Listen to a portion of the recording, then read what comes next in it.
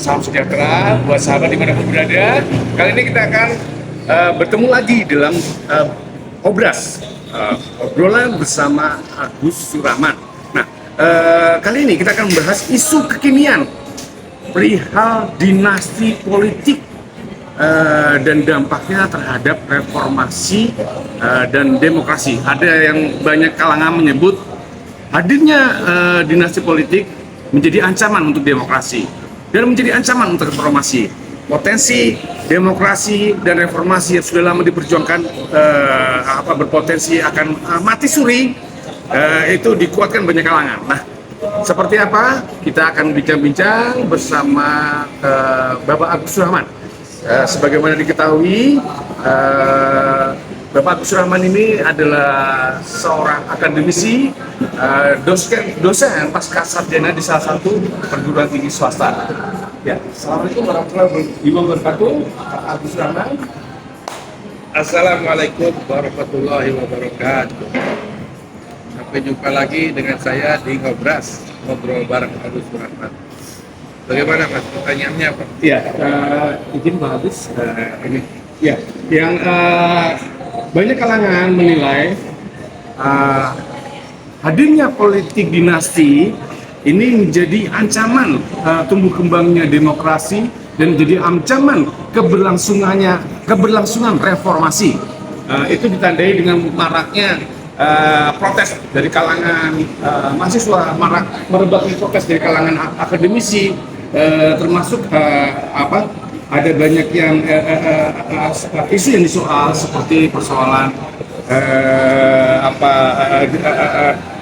demokrasi yang dikaitkan dengan primordialisme, nepotisme dan yang bahkan yang diancam oleh hadirnya oligarki. Nah, pendapat Pak Agus gimana? Ya, pertanyaannya dampak dari Politik dinasti itu benarkah itu akan jadi ancaman? Ya jelas, mengapa ancaman? Karena kita kembali ke belakang, mundur ke belakang. Karena dinasti itu kan kaitannya erat dengan kerajaan. Walaupun tidak sepenuhnya kerajaan, tetapi tentu di situ ada kelompok persaudaraan, pertemanan yang mengendalikan kekuasaan. Nah, jelas sangat berbeda dengan demokrasi. Karena demokrasi itu kedaulatannya di rakyat. Tapi kalau feodalisme atau dinasti itu kedaulatannya ada di tangan keluarga.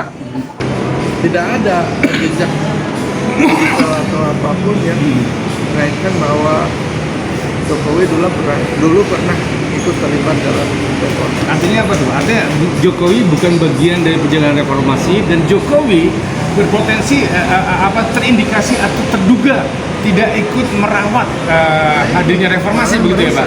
Iya. Karena reformasi itu kan kita menjadi demokrasi. Contoh, misalnya mengalami presiden untuk terus-terusan dipilih, ya dibatasi menjadi 2 kali. Itu kan salah satu bahwa demokrasi yang ingin ditegakkan di Indonesia itu mulai reformasi. Nah, berdasarkan itulah saya tidak melihat bahwa Pak Jokowi hadir ketika terjadi reformasi di Indonesia. Malah sekarang terlihat dia merusak reformasi itu sendiri. Dan musuh-musuhnya adalah tokoh-tokoh reformasi itu sendiri. Selain para politisi atau pejabat-pejabat yang memang sudah cocok hidungnya oleh Pak Jokowi. Kaitan dengan politik dinasti ini, kacamata Bapak ini bagaimana Pak untuk keberlangsungan tata kelola negara? Apakah seorang Jokowi masih dianggap masih amanah atau masih bisa dipercaya, atau mungkin juga tidak lagi bicara keberpihakan terhadap anak bangsa, tapi melainkan kepada anak sendiri gitu loh. Ini banyak pendapat menilai seperti itu. Dinasti politik ini seberapa jauh sih Pak bahayanya untuk tata kelola pemerintahan negara? Ya jelas sangat berbahaya karena orientasinya adalah orientasi diktatorship, diktatoran otoritarian. Jadi saya melihat justru Pak Jokowi ini sekarang sudah tidak berkompeten untuk menjadi seorang presiden. Rasa negarawannya sudah hilang, rasa malunya sudah hilang, kemudian etikanya sudah tidak ada, etiknya ya, kesadaran hukum dan kesadaran hukumnya juga sudah mulai berkurang. Jadi menurut saya ini sudah menjadi penyakit, ya. Penyakit yang mungkin bisa disebut dengan mentality illness, ya, dan sakit mental ya. Memang tidak mudah merubah, mudah, jadi memang ada dobrakan yang keras yang mungkin bagaimana civil society untuk mencoba bergerak dan menurunkan Jokowi dalam misinya sebagai presiden. Dobrakannya seperti apa? Apakah dalam bentuk perjalanan hak angket Ini di kan, DPR atau parlemen jalanan? nah sekarang udah cenderung ke parlemen jalanan. Jadi kan ada 3 yang bisa membuat sanksi terhadap Jokowi. Ada 3 hal. Pertama secara hukum, ya, Mahkamah Konstitusi, ya, atau mungkin juga bisa ke Palestina, ya, jadi ada tindakan-tindakan pidana pidana pemilu, atau sosial itu people power, atau ketiga politis. Ya, jadi tiga-tiganya harus serentak dijalankan. Ya, kemudian sekarang yang namanya social power itu udah ada statement yang mengatakan harus ada pengadilan rakyat. Nah itu Endingnya itu ya. endingnya itu karena tidak ada satupun kekuasaan yang bisa abadi. Iya. Baik Hitler, kemudian contoh juga tidak ada Bung Karno, Pak Harto, ya kan? Tidak ada seorang otoriter yang bisa berjalan terus sampai di akhir zaman. Masih ada caranya. Adalah untuk seorang Soeharto pun yang begitu kuat dibentuk oleh tapi itu akhirnya jatuh oleh Presiden. Nah, saya rasa ini juga akan mengarah ke sana. Apalagi Pak Jokowi ini saya lihat memang kelihatannya kuat tapi rapuh. Beberapa kali dia gagal. Cita-citanya ingin menjadi 3 periode gagal. Ya, perpanjangan gagal. Nah, banyak yang dia inginkan juga gagal. Katanya sekarang sudah mulai ada penolakan Golkar, apakah itu gagal atau tidak. Ya, dia ingin untuk mengambil alih Golkar. Ini sekarang kita lihat bisa atau tidak. Nah, itulah. Jadi kalau menurut saya sekali lagi kita harus, kalaupun misalnya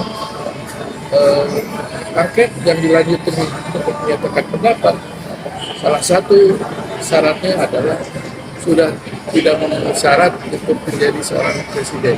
Salah satunya itu periksa kejiwaan, apakah ini sudah menyimpang untuk menentukan atau memang dia otoriter. Biasanya orang otoriter itu sakit. Yang psikopat itu sakit biasanya rasa paham terhadap kekuasaan.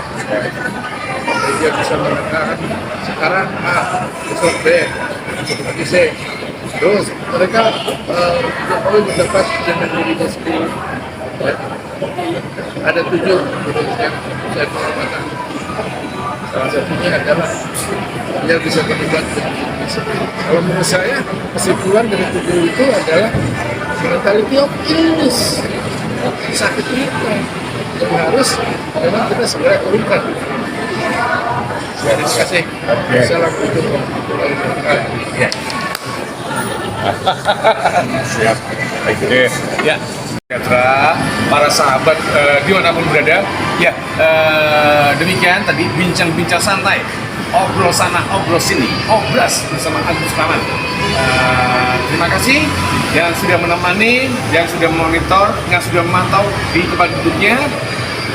Salam sejahtera, salam hangat, dan salam Ramadan. Saya Kokta bersama Dr. Agus Rahman.